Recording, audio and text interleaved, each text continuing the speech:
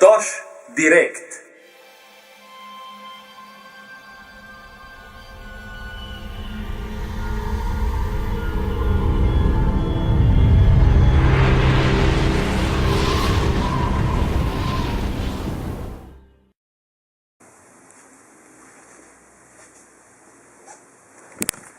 Sedmi 1.12. po kristjanskem koledarju 2012. Ločimo dva koledarja. Več o tem kasneje v tem letu. Tož direkt tokratna tema človek. Lokacija je po novem kar celotno vesolje. Naj odmeva smiselni in konstruktivni glas, oziroma smiselna in uporabna sporočila ne odmevajo po celotnem vesolju.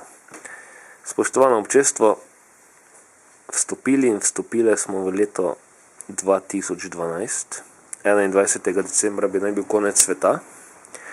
Zato je smiselno spregovoriti o tem, kaj je bistven problem naše družbe.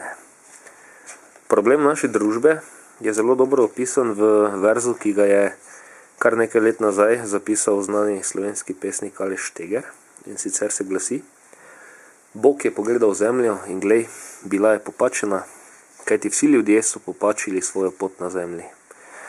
In v tem je mnogo resnice.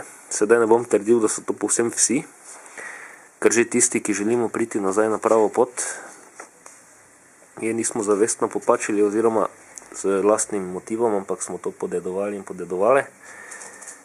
V glavnem, kaj je sporočilo tega prispevka, ki tokrat ne bo zelo dolg, da bo dejansko deloval kot direkt, denimo aspirin direkt.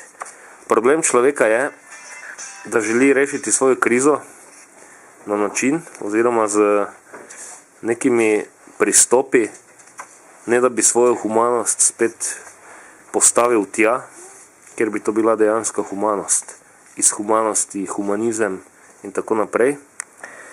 Kar je reševanje krize in težav, v katerih se družba nahaja, s stališča nespremenjene doktrine dojemanja, kaj človek je, ne more ponuditi ustrezne rešitve. Zato je smiselno ob listanju te knjige, ki je odlična, dejansko poudariti pomembnost tega, da človek, ki želi odpraviti težave v sociali, zdaj bom to vmes dal, ker se je tu odprlo, točno tak, Robocop.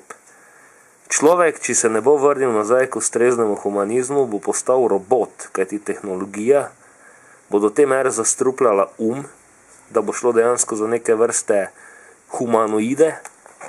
In to je zelo pomemben prikaz v tem direktu, ki je prišel, bomo rekli, kar spontano. Nazaj k naravi, nazaj k zdravi človečnosti, k ustreznemu dojemanju, kako se je treba pogledati vase. To pomeni, da človek tudi ve, kaj v njem je, čist konkretno. Poznavanje anatomije, poznavanje psihologije in dalje.